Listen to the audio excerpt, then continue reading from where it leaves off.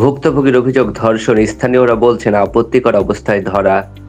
কুমিল্লার মুরাদনগরে ঘরে ঢুকে নারীকে ধর্ষণ ও বিবস্ত্র করে ভিডিও ফুটেজ সামাজিক যোগাযোগ মাধ্যমে ছড়িয়ে দেওয়ার অভিযোগ পাওয়া গেছে।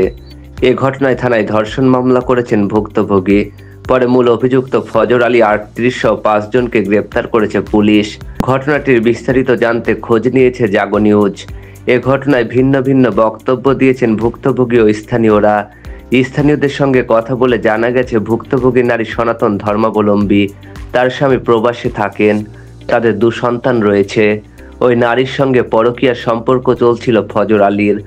বৃহস্পতিবার ২৬শে জুন রাতে ফজর আলী ওই নারীর ঘরে প্রবেশ করেন।